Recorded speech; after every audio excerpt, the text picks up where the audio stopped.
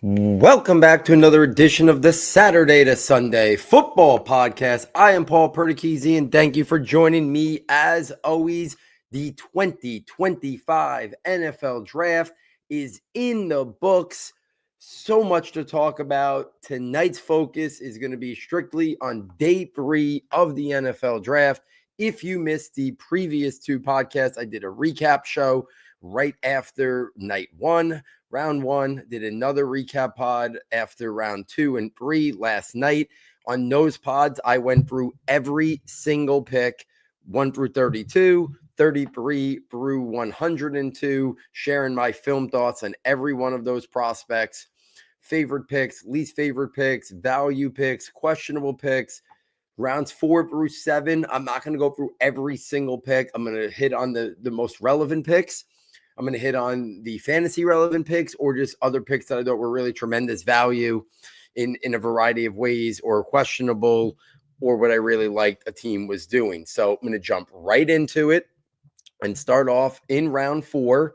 At pick 103, the tight end selected Chimere Dike, getting Cam Ward, a weapon. That was the theme of the day today for the Tennessee Titans.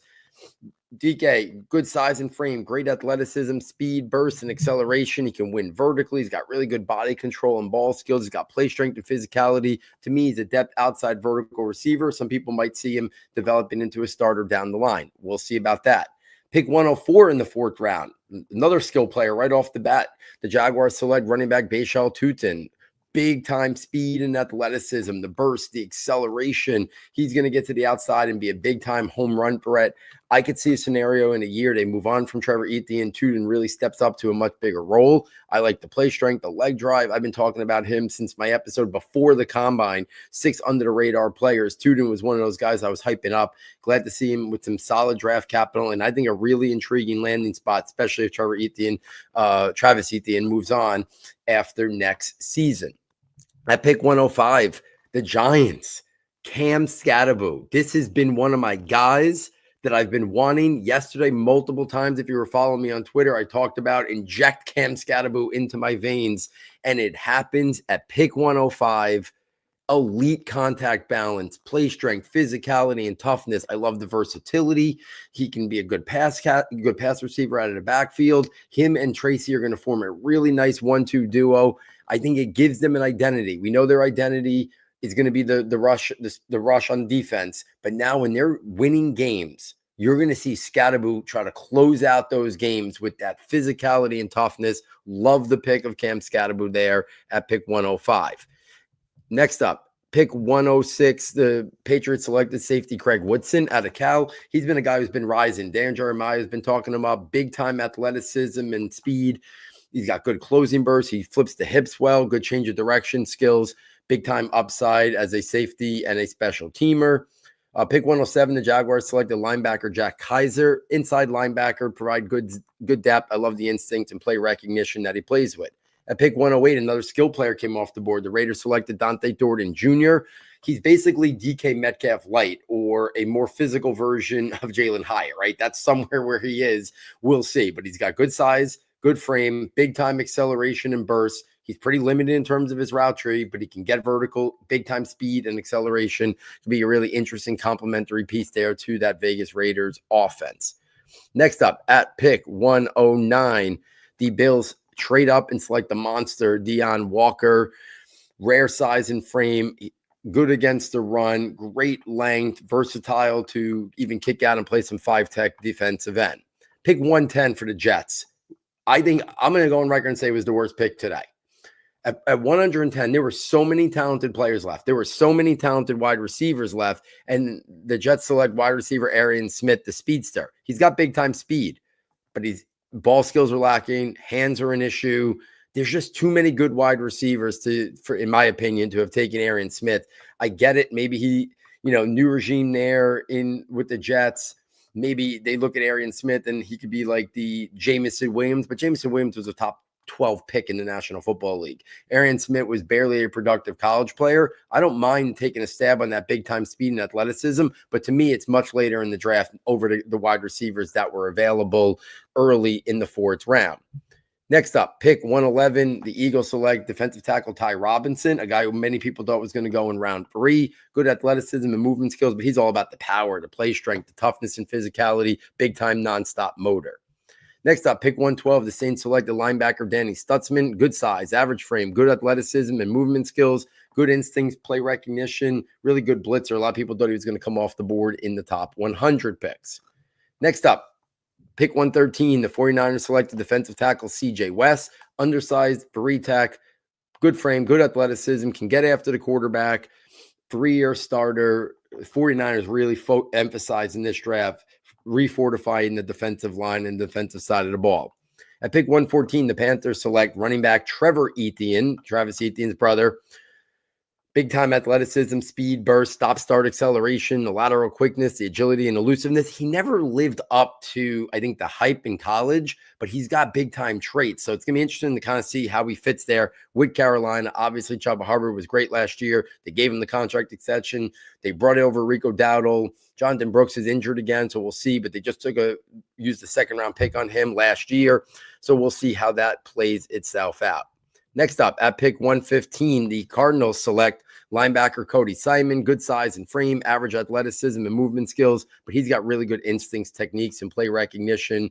He's a depth inside linebacker, but he's got upside to maybe become a starter. Next up, 116, the Texans trade up, select running back Woody Marks. I've been a big Woody Marks fan throughout this whole season. I think he was one of the best pure pass-catching running backs in this class, and I think he really developed his running skills and his instincts this year. I think he's going to be a really nice compliment to Joe Mixon, and I think if this is Joe Mixon's last year in Houston, I think he could even take on more of a workload next year as a runner, but his primary asset is going to be receiving the ball. He'll get some rushes for sure, but he's more of a guy who could be a big-time weapon out of the backfield catching passes. It's his calling card. It's his trait, but he does have some good short area bursts and movement skills to be an effective rusher if needed in that regards as well. At pick 117, the Rams select running back Jarquez Hunter. I like the player a lot. Good compact frame, good athleticism, very good play strength, power, and physicality, can pick up extra yards. But they have Kyren Williams. They just drafted Blake Corum last year in the top 100. Now, this is Kyren Williams entering his last year. You wonder if they're not going to give him a contract, not offer him a contract extension. Between Corum and Hunter, back-to-back years, 3rd-round pick, 4th-round pick, I wonder if this is kind of setting the stage for them maybe not re-signing Kyren Williams after next year. At pick 117, the Falcons get one of my favorite prospects in the secondary in this class, and that is safety Billy Bowman, undersized nickel, but I love the athleticism, the movement skills, the short area quickness. I love the change of direction skills and the agility. He's got big-time ball skills, instincts, play recognition. In one fell swoop, obviously Jesse Bates had signed last year, but Xavier Watts yesterday, Billy Bowman, Falcons totally revamped the safety position with high-end caliber players at all 3 positions, both safety spots and the nickel. At pick 1, next up, I want to talk about the Bengals. At 119, they selected linebacker Barrett Carter. Average size and frame, good to very good. Athleticism, speed, quickness, movement skills. I love the range and change of direction. He just profiles as a Bengals linebacker. If you look at the linebackers the Bengals constantly have, it looks a lot like this in terms of athletic, good blitzer, sideline to sideline range. Barrett Carter fits the bill there. At 120, the tight ends, another investment for Cam Ward, tight end Gunnar Helm. If he had a better athletic profile in the pre-draft process, we're talking about a guy who would have went somewhere, I think, early to mid-round 3. But if it was just the fall, which led to the 40 time and the athletic concerns, they might have got a real steal here. I like his route running, really good hands, creates late separation at the catch point. He's got good body control and ball skills. He's got the ability to go up and get it and high point the football. I like Gunnar Helm. He was my clear number 7 tight end. I'll talk about one other guy who was right there with him. But after the top 6, I thought Helm should have been one of the first guys that came off the board here. Next up, at 121, the Bucs edge rusher David Walker, undersized rotational edge, but really good college production, good first step quickness, very good play strength and power. This is a guy that Mel Kiper had really been talking up in the last few weeks here before the NFL draft. Next up, at 122, the Panthers selected Lathan Ransom, good size and frame, average athleticism, movement skills, speed, and short area quickness. He's got cover skills versus the tight end. He's got the upside to be a starting strong safety. At 123, the Steelers. Is there a more Steelers pick than edge rusher Jack Sawyer, who should not have fallen? I noticed some athletic concerns, but this is a day 2 player all day. Really good play strength, toughness, physicality, power rusher. The hand usage and techniques is his calling card with a big-time motor and effort player. At 124, the Packers select edge rusher Baron Sorrell. Athleticism is just average, but I like the play strength, the power. For him, it's the hand rush. It's the hand usage and the pass rush techniques and skills that lead to him to being a very productive player, nonstop motor, maximum effort all the time. I think he's going to come in and complement the Packers pass rush and could be a guy that eventually develops into a larger role once the Packers ask him to do that. I like the pick there for the Packers. Next up, 125, the Chargers select edge rusher Kyle Kennard. Size and frame is just average, but I like the athleticism. He's got really good length. He knows how to use that. He's got good good pass rush skills and hand usage, really good production. To me, he could be a part of a rotation right away and work his way up to a potential starting edge. The Browns double dip at running back. First, it was Quinshon Judkins, who I think I skipped that, on night 2. And now they get Dylan Sampson here, one of my favorite running backs. So they literally got 2 of my running backs that were in my top 5 in Quinshon Judkins and Dylan Sampson. They're going to form a really dynamic, I think, 1-2 duo. But anyone who's been watching the show knows I've been a big Sampson guy. The athleticism, the speed, the burst, the footwork and lateral quickness, change of direction skills, varies tempo really well. I thought this was a guy who was ticketed for like late round 2 to mid round 3. The Browns get him here all the way at pick 126. And him and Quinshon Judkins are going to quickly, in my opinion, become the 1-2 duo, the tandem there, and they're going to provide a really strong ground game there for the Browns. Next up, 127, the Colts selected offensive tackle Jalen Travis, developmental OT, rare size, athleticism. We'll see how he can develop there for the Colts. At pick 128, the Commanders select one of my guys, wide receiver Jalen Lane out of Virginia Tech. Little undersized, but we're talking about big-time athleticism, speed, acceleration, and burst. He can be a nice weapon there for Jaden Daniels, vertical slot used on manufactured touches. Next up, 129, the Ravens select linebacker Teddy Buchanan. Good frame, very good athleticism. We're talking sideline to sideline range here. He's got cover skills, going to fit in well there. I think he could quickly emerge into a significant playing time there for the Ravens. 130, the Jets trade up and select Malachi Moore out of Alabama. Very versatile player. You want to line him up at either safety spot. You want him to be a nickel back. Really good play recognition and instincts. Jets look at him as a versatile chess piece for that back part of their secondary. At pick 131, the Saints select cornerback Quincy Riley. He was one of the better cover men down at the Senior Bowl. The athleticism is solid, good agility, good speed. He's got good ball skills and production. I think he's got a lot of upside to develop down the line, maybe a potential outside or nickel cornerback for the Saints. At pick 132, the Bears select linebacker Ruben Hypolite. Late riser, I should so to speak. Wasn't invited to the combine. Had an electric pro day. We're talking big-time speed, big-time athlete. Still learning the position, I think, in terms of the instincts and the techniques, but they're betting on the upside here. I'm intrigued by his profile. We'll see when he gets an opportunity there for the Bears to see what he can make of it. Pick 133. Chiefs select one of my guys. And I know they seem to get wide receivers every year, but I thought Jalen Royals had a real chance to go late round 2, if not early round 3. Chiefs get him here at 133. Love the athleticism, the speed, the movement skills. He's got route running ability. He's got great leaping ability, which gives him an extended catch radius. I love the Jalen Royals pick there. They've invested a lot, right? Xavier Worthy, Rashee Rice, and now you add Jalen Royals to that mix as well. I am really intrigued there with what the Chiefs are putting together there in terms of their wide receiver room. Next up, pick 134. The Broncos select edge rusher Q Robinson. This was a riser. Daniel Jeremiah had him as his 91st prospect on his big board. Situational edge rusher, but a lot of upside. He's going to be on the field on clear passing downs to try to get after the quarterback. At 135, the Raiders selected defensive tackle Tonka Hemingway, a little undersized, but he's got good athleticism and movement skills. He can get after the rusher in sub packages. It'd be interesting to see how they utilize him early in his career there. Titans trade up and select wide receiver Alec Iomanner. Stunned to see that he fell to this part of the draft. I thought we were talking about a guy who could have went maybe somewhere in mid-round 3. And to be honest with you, I was actually a little lower on Alec Iomanner. Pro Football Focus had him as their number 5 overall player at the wide receiver position. He was a little bit more down the ranks. I think he was like number 13 for me in my pre-draft rankings. So I wasn't as high as him as some people, but we're talking about a guy who ran a 4.42. He gave Travis Hunter fits 2 years ago, which nobody really can say that.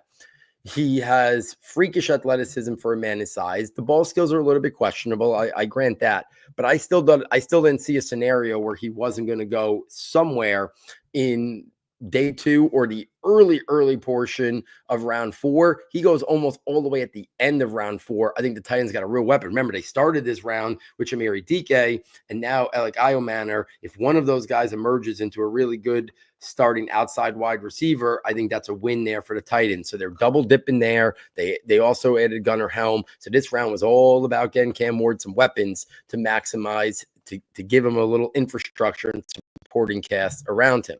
Next up, at pick 137, the Patriots selected defensive tackle Joshua Farmer. Good frame, average athleticism and quickness, but I love the length, play strength, physicality, 2-gapping, run defender. If the Giants would have taken him at 65 last night where they took Alexander, I would have said it was a solid pick. Not a great pick, but a solid pick. So for the Patriots to get Farmer all the way at 137 when most people thought he was going somewhere early to mid-round 3, presented really good value for the Patriots, who I thought just had a fantastic draft. And then round 4 ended with the 49ers selecting Jordan Watkins, the wide receiver. A little bit surprised with this, but this guy had a great pre-draft process. He was explosive at the combine, big-time athleticism, speed, acceleration to get vertically down. He creates late separation at the catch point. So Jordan Watkins, an interesting player. There was a lot of receivers that were on the board that I would have taken ahead of him, but I could understand what the 49ers see in him, a guy who's been a little bit of a riser ever since the combine. If we move this in now to the 5th round, a couple guys, again, I'm going to have to start bouncing around here just to make sure that I kind of get through everything in terms of all the rest of the rounds, 5, 6, 7. But let's talk about kicking off round 5 was the Vikings selected defensive tackle Tyrion Ingram-Dawkins. This was a Todd McShay favorite. He had him inside his top 100, a little undersized, but big-time athleticism and movement skills. He's got bend, first step quickness and explosionness, rotational defensive tackle, defensive end. You really can play anywhere along the D line, but the pass rush skills and the upside is what intrigues me about, Ingram-Dawkins. Next up, Panthers at pick 140 select a monster defensive tackle, Cam Jackson. He's just a big run stuffer, going to be in the middle there and create havoc as a big monster, 2 gaps, stops the run, not going to really play on pass downs, but I like that pick for the Panthers because he offers value in one specific area that every single team needs, the ability to stop the run. He's a big-time run-stuffing nose tackle. Pick 141, the Ravens selected offensive tackle Carson Vincent, developmental OT, best in a zone run scheme, great size, average frame, good athleticism and movement skills. He's got really good length. There's things to like about Vincent as a developmental offensive tackle there for the Ravens. 142 to Seahawks selected defensive tackle Riley Mills. Great size, good frame, average athleticism. He's a high effort, big time motor. Good verse to run. To me, he's a depth to rotational defensive tackle or can kick outside and be a 5-tech defensive end as well. Next up, the Dolphins at pick 143 select defensive tackle Jordan Phillips. Once upon a time, a lot of people thought Jordan Phillips could have been a round 3 pick. Then the buzz kind of started to calm down a little bit in the pre-draft process. Then I thought he was going to be more of like a round 6 pick. He settles in round 5. Athleticism is just average, but he's got a good first step, good short area quickness. I like the play strength, the power, good verse to run. He's got the upside to be a starting nose tackle, I think, in the right scheme. Next up, here it is. After passing on him, pick 144, the Browns trade up and select quarterback Shedeur Sanders. I don't have to go into a profile on Shedeur Sanders. Anyone who's been a long-time listener knows I like the accuracy, the ball placement, the movement skills to navigate the pocket and keep his eyes down the field, especially if he's not retreating backwards. When he did move around Laterally, he kept his eyes down the field, the toughness, clean over-the-top mechanics, throws with good touch, really good decision maker. He elevated both programs he played for, did not have a great supporting cast except for Travis Hunter, and he elevated both programs. He should have been their pick the top of the second round. I don't know why he fell. You could have questions about what his ceiling was because I talked about those. I said I didn't want the Giants to pick him at 3 once I thought more about it in the pre-draft months because Abdul Carter was too special of a prospect. And I thought the ceiling for Shedeur Sanders was somewhere like Geno Smith or Tua. But for them to take Dylan Gabriel at the end of round 3 and then do this in round 5 is baffling. So now he's got a chip on his shoulder. I came on record, and I'm going to stand by it. I think Shedeur Sanders starts the most games for the Browns this year. They have Joe Flacco, they have Kenny Pickett, and they have Dylan Gabriel. I think Stefanski's going to quickly realize that Shedeur Sanders, if it's a true competition, and this wasn't just an owner saying, go make this pick because I want the headlines. If it's a real competition, I think Shedeur Sanders will beat out Dylan Gabriel. I definitely think it's not even a contest versus him versus Kenny Pickett. Maybe Joe Flacco starts the year, but I don't know what the Browns really get at it at. So I have maybe it's Flacco for a couple weeks, and then they turn the keys over to one of the young guys. And I think Shedeur Sanders is gonna outplay this position by a lot, and still potentially be a really solid, functional starting quarterback in the National Football League. Obviously, he's got no draft capital attached to him now. So does he's got to claw and fight for everything now he's going to get. And maybe if there were some questions about him needing to be humble, the personality, maybe this does that for him. And if it does, the Browns might have got the steal of the draft there with a potential starting quarterback at pick 144. Pick 145, the Eagles select the cornerback, Mac McWilliams. This was another DJ favorite, Daniel Jeremiah. He had him inside his top 100. Really good athleticism, speed, and short area quickness, but also has good play strength, physicality, and toughness. Next up, 146, the Patriots select edge rusher Braden Swinson from LSU. A lot of people thought Swinson was going to go in the top 100. So really good value, which I'll just keep saying for the Patriots. I like the first step quickness and bend off the edge. He has really good length, shows good hand usage, high effort and motor. He's got really refined pass rush skills. I think he could be a starting edge in this league. And the Patriots found him at 146. At 147, the 49ers selected running back Jordan James. 49ers can't help themselves. They need to get a running back every year, but I love this one. I think Jordan James is going to quickly emerge to be their second running back behind Christian McCaffrey. I liked Isaac Guerrero, but that was more of a traits pick. Jordan James is this year's Bucky Irving. Short, compact, but good movement skills. Athleticism is only average, but I love the footwork, the contact balance, the play strength. He can catch the ball out of the backfield. That's the one area where Bucky Irving, I think, is better than him. But the other stuff, I think their traits are very comparable. Bucky went, I think, in round 4 last year. James goes here in round 5. I think he's going to eventually emerge to be the understudy there to Christian McCaffrey. 49ers, Cowboys finally select a running back, and it's the explosive Jaden Blue. I'm talking elite speed, burst, and acceleration when he's on the football field. He's going to be a package player, not package player, but he's going to be a part of a committee. I don't think Jaden Blue is going to get more than 10 touches ever in a game for the Cowboys, but he can be a weapon out of the backfield. You can get him in space. I still think they're lacking their full, true starting running back, but I think Jaden Blue offers a really interesting skill set to be an explosive player, and then maybe even works his way up into a bigger role. But I think he'll start off as a guy, as like a package player, pass catcher, space player, get him 6 to 8 touches a game and see what happens because he's got big time explosive ability and be a good weapon in terms of his receiving ability. Pick 150, Jaguars selected cornerback Jason Marshall Jr. Good size and frame, athleticism. He's probably above average, but he's got really good length that he uses at the catch point. I think he's a depth outside corner. I expect him to go off the board a little bit later, so this pick surprised me a little bit. At pick 151, the Colts selected one of my guys at the running back position, DJ Giddens. Big-time athleticism, short area burst. I love the footwork. He's able to stop, start really quickly. I like the play strength, contact balance, vision. He's got this jump cut or one cut ability to force missed tackles on a regular basis. I think he's going to emerge there to be Jonathan Taylor's backup. And if he ever gets a chance if Jonathan Taylor's out, I think he could be really productive. I like DJ Giddens there to be the understudy to Jonathan Taylor. Next up, pick 152, the Cowboys selected linebacker Shamar James. He's a depth inside linebacker or weak side linebacker and core special teamer, good athleticism and movement skills, shows the lateral quickness range that you need to go sideline to sideline. He is a really good blitzer. I think that's one of his best traits. At 153, the Bengals selected offensive lineman Jalen Rivers. Great size, great size and frame, average athleticism. He's got really good length that he uses well in his blocking. I love the play strength, power, and physicality. To me, he's a depth right tackle or could even kick inside the offensive guard. I think he's best in a gap run scheme, but I do think he could develop into a starting offensive guard. So I like that pick a lot for the Bengals. And then at pick 154, again, if you're following me on Twitter from last night when the night ended, I said Cam Skattebo was my guy. But if they weren't going to take Cam Skattebo because they felt like they had to go to the Lions, I wanted Marcus Bowe out of Purdue. Find out today that the Giants were torn at pick 105 between those two guys. They went Cam Skattebo, thinking that meant they lost out on Marcus Bowe, but he was there at 154, one of the better value picks. If he would have been the Giants pick at 65, I would have said it's a really good pick.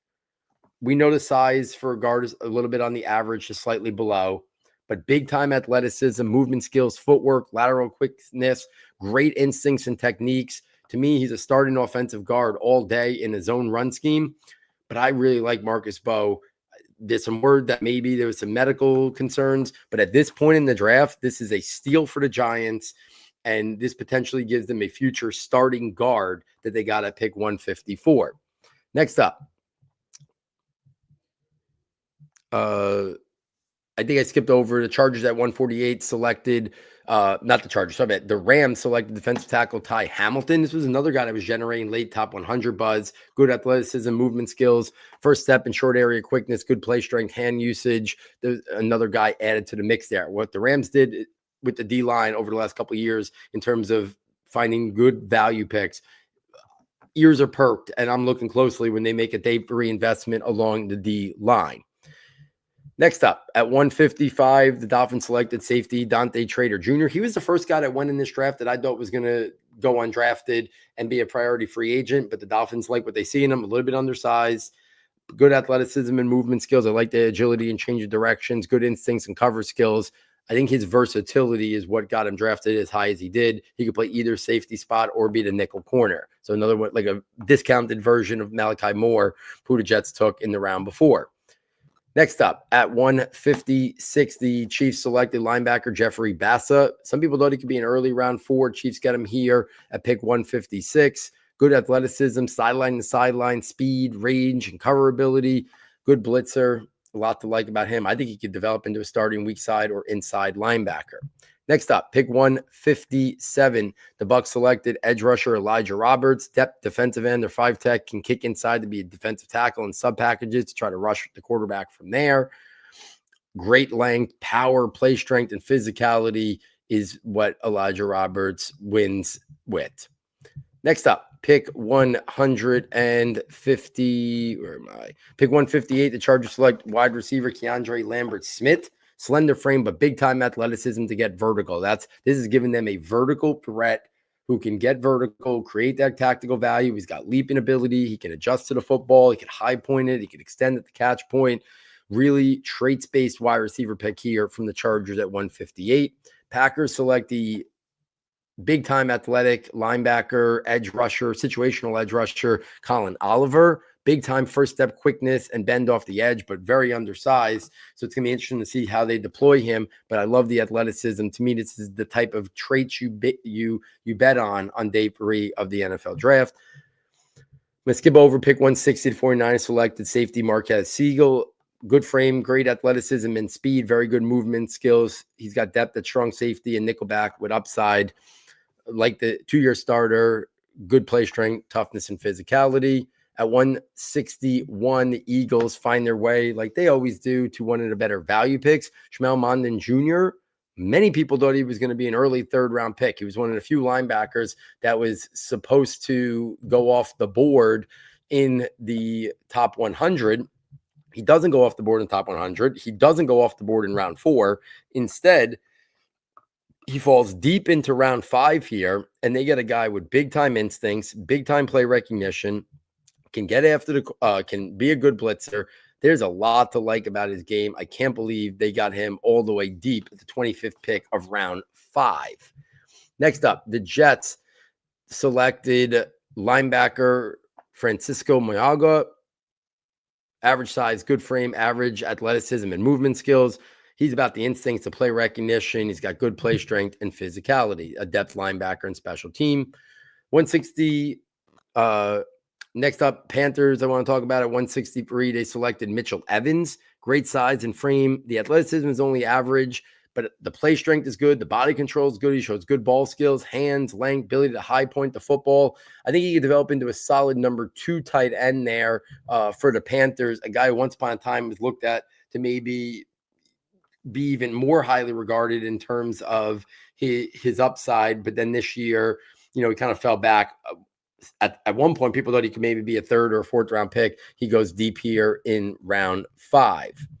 Next up, the Steelers make another Steelers-like pick, which is defensive tackle Yao Black, rotational run stuffing, early down nose tackle with rare size, power, play strength, and physicality.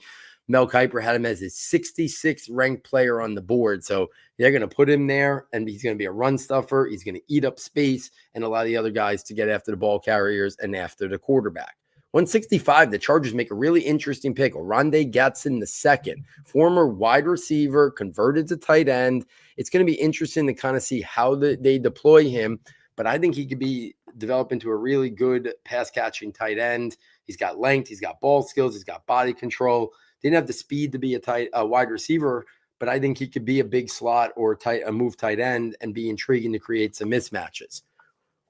166, the Seahawks get one of the steals of the draft, wide receiver Torrey Horton. I project him to go in my top 100. Daniel Jeremiah and others had him in their top 80. A little bit of a slender frame, coming off an injury, but he's got athleticism. He's got acceleration. He's got movement skills. The ball skills are fantastic. He's got body control. Good route runner. You can vary his route tempo well, really good understanding of route concepts. So this is a guy who, I know they have Cooper Kupp. I know they have Jackson Smith and the Jigba. I think Torrey Horton could quickly emerge to be their 3rd wide receiver because of how nuanced of a route runner he is, and combine that with his athleticism and his understanding of varying tempo. There's a lot to like about Torrey Horton. I love this pick for the Seahawks. 167, the Titans take small school offensive lineman Jackson Slater. He could be depth along the O-line in a variety of positions on the interior. I think he's best in a gap scheme, but I love the upside here. Good athleticism and movement skills. He's got good play strength. He's got to show he can handle the step up in competition. But I like him. He's a prototypical developmental offensive lineman you want to look for on day 3. 68, the Eagles selected offensive center Drew Kendall. They always like refortifying those lines, and they did it with tons more picks that I haven't even talked about yet. Good athleticism and movement skills, the footwork, the hand usage. I like a lot of things about Drew Kendall. Really good instincts, techniques, and play recognition as well. Very strong play strength, toughness, physicality. He's a depth offensive center to start, but I would not be surprised down the line if he maybe not, the Eagles are loaded on the O-line. But to me, he's got the traits to eventually become a starter down the line. Next up, 169, the Bears selected cornerback Za Frazier. Big-time athleticism, burst, speed, acceleration. He only had 1 year starting in college, so he's a depth outside cornerback, but really high-end traits to maybe develop into a starter if given the opportunity. At pick 134, number 170 overall, the Bills selected Jordan Hancock. This was a guy that bogged me again when he does the writing about from talking to all the scouts. They were much higher on Jordan Hancock than a lot of people. They had him as potentially round 3, round 4 player. The good play strength, toughness, and physicalities, and nickel corner with upside to develop into a starter. So he goes here 170 to the Bills. The Bills invested a lot in their secondary to try to give them options there and hope that a couple develop into, players that can contribute. Pick 171, Lions get great value here. I thought offensive guard Miles Frazier was going to potentially go in round 3. He falls all the way to 171. Athleticism and movement skills are just average, but this is another ass kicker. Very good play strength, toughness, power. He fits Dan Campbell. He fits what the Lions want to do. Big time run blocker. He's going to start out as a depth offensive guard, but he's got upside to become a starter, best in a power gap run scheme that the Lions want to run, especially when Montgomery's in there. At pick 172, the Rams select Chris Paul Jr., linebacker out of Mississippi. I thought he was going to go maybe a round to a round and a half earlier. A little bit undersized, weak side linebacker. But he's got the upside to be a starter, 3-down player, athleticism, movement skills, short area quickness, good play recognition. Cover skills are probably just average, but a really good blitzer also. At 173, the Bills select blocking tight end Jackson Hawes.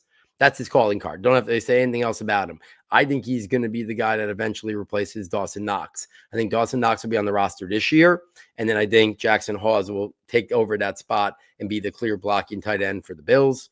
Pick 174, the Cardinals selected cornerback Denzel Burke out of Ohio State. Great size, good frame, good athleticism, speed, and movement skills, really good length, play strength, and physicality. 4-year starter at Ohio State says a lot about him. 175, Seahawks take a blocking tight end in Robbie Oots. Great mustache if you were somebody who was watching the combine. I didn't think he was going to get drafted, but teams want that blocking tight end. I think the Seahawks see a clear role for him as that third or fourth tight end and be a big-time blocker. 176, the Jets finish out round 5 with Tyler Barron. I thought they needed more of a defensive tackle, but Barron as a player himself, average play strength and power, average to above average athleticism, short area quickness, and movement skills. To me, he's a versatile defensive end / edge that can also kick inside and rush from the interior in sub packages. Okay, round 6. Let me catch my breath here. Let's see where we are. I'm going to move through this to make sure I finish everything I need to talk about here in the hour time frame that I'm working with. Bill started out the round with cornerback Dorian Strong. Average athleticism, speed, footwork, and movement skills, good length, play recognition, and instincts. He's depth with upside to be a starting outside press man or zone corner. Pick 178, Ravens selected cornerback Bial Cohn. Depth outside zone cornerback with upside. I like the cover skills and the physicality. 179, Dolphins can't help themselves either. We're drafting running backs. They take the big guy, Ollie Gordon. He's going to go there with Devin A-Chain, with Jalen Wright. They signed the free agent too, who's slipping my mind at the moment. But if we would have done this a year ago, Ollie Gordon would have been on anybody's top 5 list for running backs for 2025. This year didn't go as well, so the Dolphins get great value. We're talking about a man with great size and frame. Athleticism and speed is average, but I love the footwork for a big man. Short area bursts and movement skills. He's got one-cut ability, the play strength, can finish with good contact balance and physicality. Pick 180, the Raiders select defensive tackle J.J. Peggs. To me, he's a depth defensive tackle, can be an interior disruptor versus a runner to pass, used as a short yardage running back in college as well. That just gives you the athleticism, big-time athlete from the defensive tackle position, short area, and first step quickness to get after the quarterback. The Eagles make an investment at the quarterback position. They'll probably try to flip it in a year. That's quarterback Kyle McCord, very similar to like when they had Tanner McGee. Good size and frame, pocket passing quarterback. But he really showed growth this year when he left Ohio State and went to Syracuse. I think he's got good toughness, play strength, mechanics. I think he could be a backup quarterback with some intriguing upside if asked to play. So Eagles looking to maybe take him, develop him, and then flip him.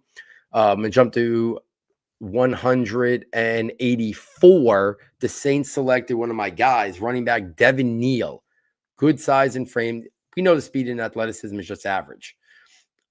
But the short area quickness is good. The short area burst is good. The footwork is good. The jump cut ability is good. And then the balance, instincts, patience, all really calling cards of Devin Neal. I think he's got a real chance to be the backup to Alvin Kamara and maybe eventually even emerge to get a real opportunity to be a part of that backfield long-term. That's how much I like Devin Neal.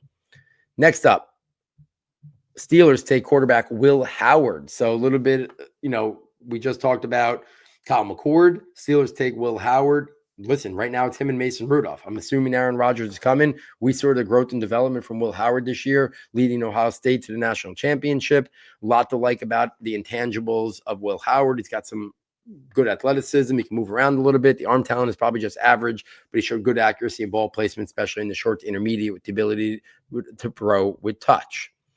Let's jump to 188. The Titans selected running back Khalil Mullins out of Michigan. Big-time size. Athleticism and movement skills are just average, but I like the short area quickness and footwork, good play strength, contact balance, physicality. He's got a run with a better, he runs with a good pad level and leg drive, usually a bigger running back. Those are issues. He shows a good pad level he runs with, which helps him use that physicality to absorb contact, pick up extra yards. To me, he's a depth inside gap runner. 189, the Colts select quarterback Riley Leonard, formerly of Duke, then Notre Dame. Clearly, they need a second quarterback that has Duke ties, like when they signed Daniel Jones, but he kind of fits in there. His best attribute is rushing ability, similar to Anthony Richardson, similar to Daniel Jones. The intangibles and stuff is through the roof. I do think Riley Leonard could throw it some decent touch, but I just have my reservations about his passing ability transitioning in the next level. Let's keep this moving. I'm going to jump down to pick 193 in the 6th round. The Bengals selected running back Taj Brooks. If he would have won in round 4, no one would blink an eye. He tested out really well at the combine, which was a little bit of a surprise because his calling card is the play strength, the leg drive, the physicality, the contact balance, the break tackles.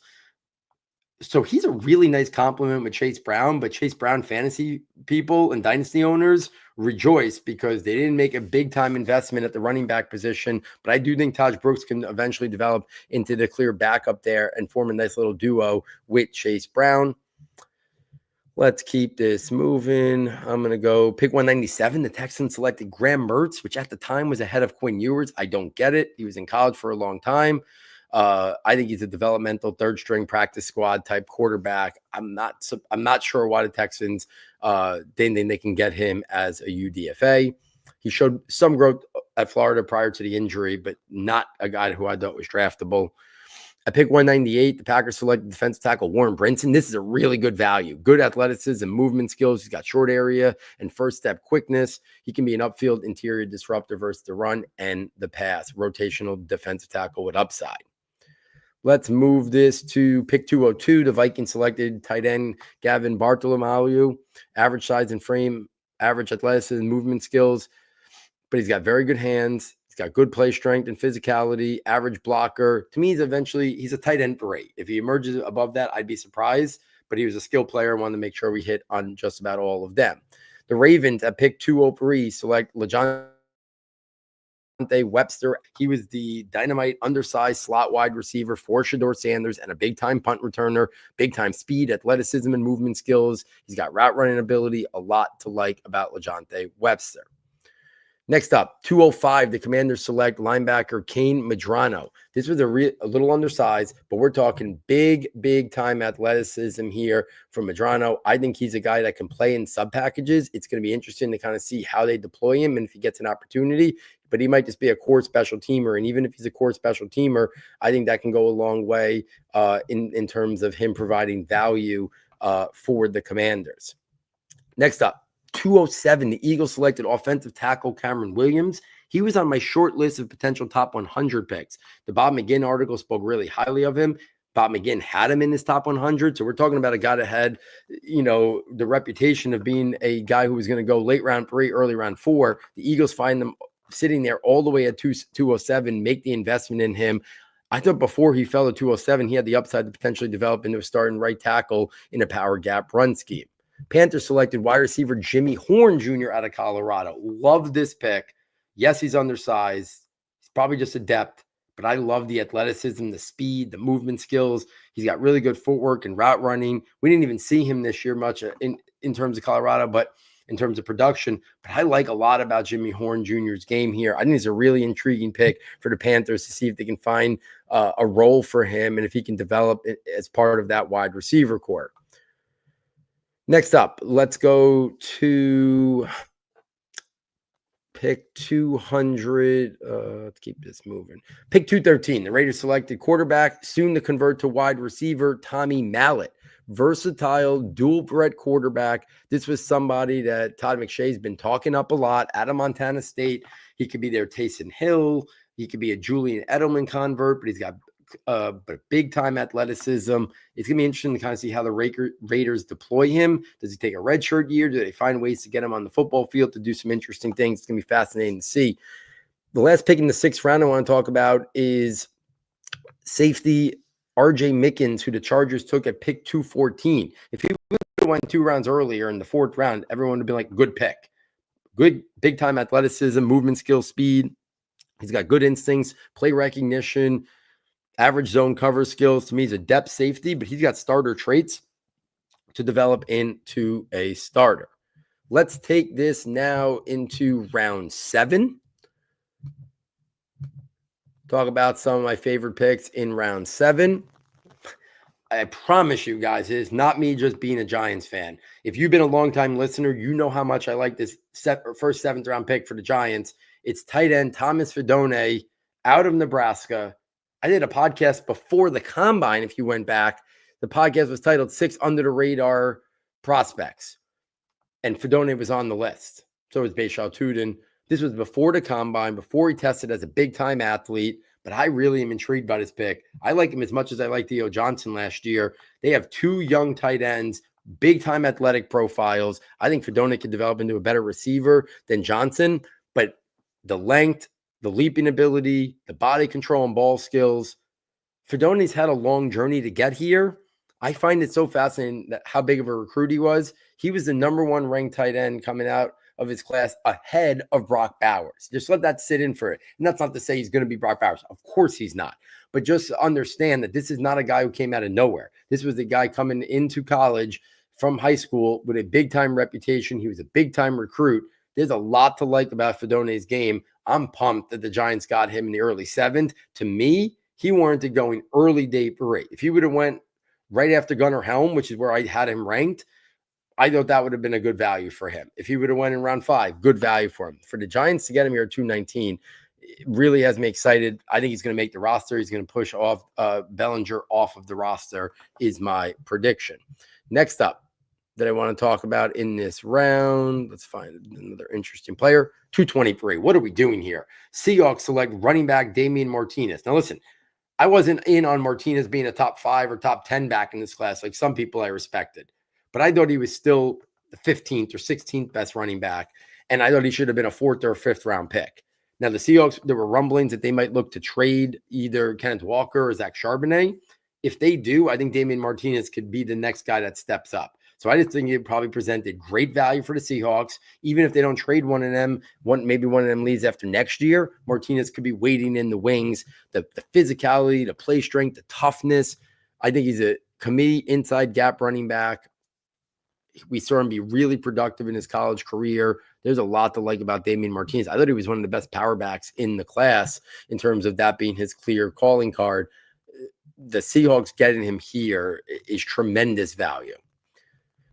Next up, let's go through. Let's talk about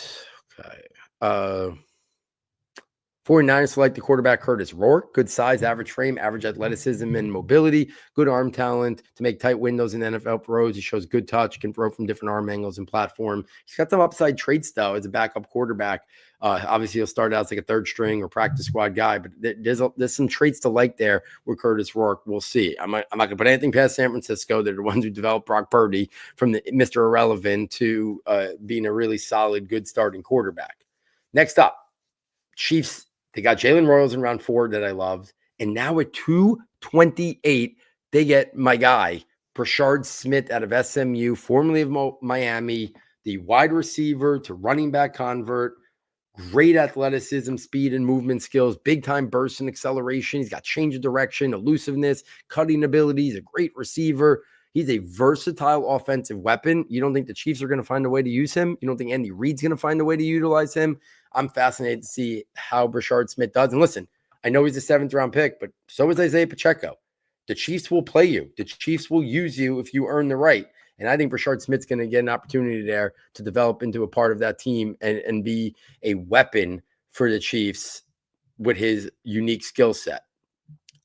231, the Dolphins selected Quinn Ewers. I don't know why Quinn Ewers came out. He could have went to Ohio State, got $5 or $6 million of NIL money, got the throw to Jeremiah Smith, maybe win the national title. Hard to think his draft stock wouldn't have been higher next year, and he would have had the NIL money. Instead, he goes to the Dolphins, which I do think is an interesting spot. Because when Tua's gotten injured, there's been no plan. The Dolphins and Mike McDaniel's scheme has fallen apart. I think Mike McDaniels can take Quinn Ewers and make him a functional backup quarterback, and we'll see where that goes. Because there are traits to like about Quinn Ewers. He wasn't the number 1 high school quarterback recruit for no reason. So it's an interesting landing spot. Just unfortunate that he chose to come out and he fell all the way to pick 231. Pick 232, the Bears finally take a running back. I think it's obvious they wanted Travion Henderson at the top of round 2. He was taking the pick before. They pivoted over to Luther Burden as an offensive weapon. But Kyle Monange out of Rutgers, tough, physical, the leg drive, the power that he plays with. I think he could really develop there and be a part of that backfield. Now, he's working an uphill battle coming from the 7th round, but I like Monange's game there. I could see Ben Johnson looking at Monange and saying he could be our David Montgomery if given that opportunity. Interested to see if he makes the team, gets an opportunity. He's a unique player in terms of it's like a bowling ball trying to tackle. I think Ben Johnson might find that very effective and useful. Next guy I want to talk about, 235, the Bucs selected wide receiver Tej Johnson. I can't believe the fall for Tej Johnson, but we know it. He's an extreme outlier, but all he did was get open in college. All he did was get open in the Senior Bowl. Yes, he's undersized, thin frame, but I know the time speed wasn't great. But his short area quickness, movement skills, and route running could not be guarded.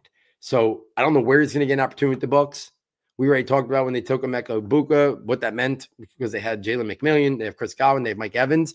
But I think the value is probably just too good in the Bucs that were pulling the trigger on Tej Johnson. Next up, Jaguars select running back LaQuint Allen. He's on the short list of best pass catching running backs in this class, but he's got some size and frame to him as well. He was a really good short yardage runner, found the end zone a lot. Interested to kind of see the Jaguars take Tudor early on day 3. They come back and take LaQuint Allen in the 7th round. They obviously still got Etienne and Tank Bigsby as well. Next up, 238, the Seahawks take another wide receiver that I think was pretty good value is wide receiver Ricky White. Average size, slender frame, average athleticism and movement skills, but I like his route running ability, the body control, the ball skills, his ability to adjust. He's got inside-outside versatility. Cowboys select a power runner now. Jaden Blue earlier in day 3. Now it's the big guy running back out of Clemson, Phil Maffa. Great size, great frame, good short area quickness and burst, but he's all about the play strength, the power, the physicality, the contact balance, and the finishing ability to pick up extra yards. Interesting name to keep in the back of your head. The Broncos selected a developmental tight end, former basketball convert, Caleb Lohner from Utah. 6'7", 256, played basketball in college. I think he has like 4 career catches in football, all for touchdowns. So Sean Payton's going to try to cook something up with him and do the convert over. The Rams selected wide receiver Kanata Mumfield, slightly undersized. Athleticism is just average, but he's got really good body control, ball skills, the ability to adjust, make contested catches. Interesting player there added to the mix there for the Ravens. Keep this going. Any other? Dominic Lovett to the Lions. I thought Dominic Lovett can go in the 5th round. Undersized vertical slot, big time athleticism, movement skills, speed, burst, and acceleration. 245. Commanders get my guy, Ja'Cory Krosky Merritt. If he would have played this whole year at Arizona and the eligibility issues didn't come up, I think we're talking about a guy who could have went rounds earlier than this. I like the vision, the patience, the short area quickness and burst. I like Ja'Cory Krosky Merritt to make an impact there for the Commanders. There's some movability on the depth chart at the running back position for sure. Keep this going. Any other picks I want to talk about? Saints select the tight end Moliki Matavio out of UCLA. Great size and frame, average to above average athleticism. Depth inline tight end as a tight end 2 or tight end 3. Anybody else? And the last guy I'm going to talk about, Texans select tight end Luke Lachey out of Iowa. Once upon a time, I thought this guy was going to be a round 3, round 4 type tight end prospect. Injuries have really derailed that upside, but he's got great size, average frame. He's got good athleticism and movement skills. I think he has the ability to emerge to be a depth inline or move tight end 2.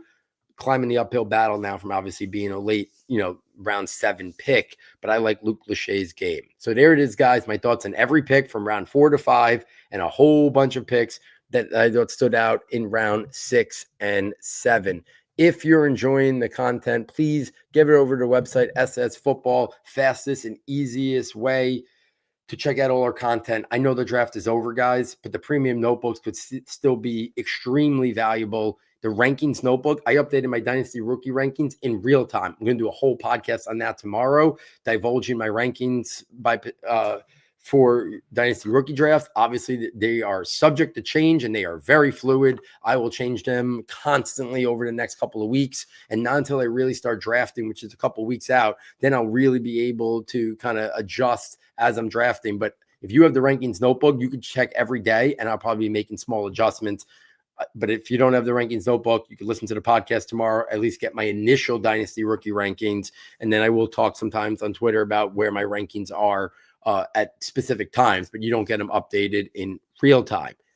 Guys, I just want to send a big thank you out. If you were following me all week, first hour of night one of the NFL draft, I was again privileged to be on Football Guys with Matt Waldman and Sigmund Bloom. Did an hour with them, then recap pods every single night. Night one, night two, and now right now, night three. 257 picks were drafted. I commented on every one of them. I probably sent out over 600 tweets over the last couple days. So thank you for following along on Twitter if you did so as well. These recap pods every night. The draft projections notebook, once again, really impressive. I'm excited with the work that we put out. 29 out of 32 prospects correctly projected in round one, tying our best. Night two or day two, top 100, 84 out of 100. We placed tied for 13th in the Huddle Challenge. And in this Huddle Challenge, I'm going up against Mel Kiper, Todd McShay, Field Yates, and every other great draft analyst out there, Daniel Jeremiah, et cetera, et cetera. 84 out of 80, 84 out of 100. The winner had 87. And, so we're talking razor thin margin there. And then probably the one that I'm most proud of, because you don't find any list. You find very few lists that go deep towards the end of the draft. So I take a lot of pride in trying to get as many right out of every pick. And out of 257 picks, we correctly got 225 out of the 257.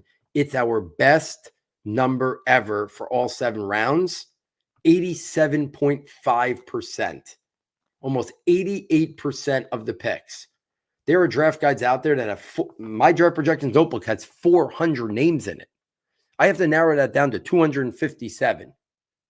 And the last 2 rounds, it's the wild, wild west. Anything could happen in round 6 and 7 of the NFL draft.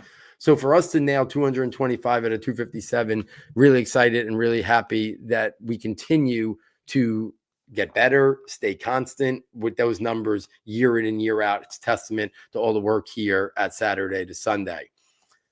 If you've been loving this content, like I said, please consider purchasing the premium notebooks and helping us out. It is the best way to support us. It is the only way to help us to continue to do what we do here at Saturday Sunday. Every single dollar goes right back in server fees, subscription fees, anything we need to keep what we're doing here at Saturday to Sunday. This is a hobby. It's something I do on the side, not for any money. It's literally the money that we collect is just to pay the services and things that we need. I just do this because I've always loved the NFL draft. It's been a passion of mine since I've been a little kid. And I just enjoy being able to talk about the draft, be asked to go on things like Football Guys and other podcasts. It's a real honor for me, and I'm always excited. So anybody who's been following along, appreciate all the support. And I look forward to doing another year. But we won't turn the page for a while. I know other places, they start putting out 2026 mocks and stuff like that. Not here. We will keep focusing on this draft and cover it every single angle. Fantasy, real life, value picks, steals, overall grades, go by team, favorite pick, value pick, questionable picks, summarizing every team. We don't turn the page to like July. So there's going to be so many episodes really divulging into this, what just happened over the last 3 days, guests from the industry. We'll have it covered wire to wire. I promise you that. No one will cover the draft post-draft now better or more detailed than we do here at Saturday to Sunday. So thanks for everything, everyone. Thank you to my sound tech engineer, David Nakano, and myself. Thank you for joining us, and we look forward next time taking you from Saturday to Sunday.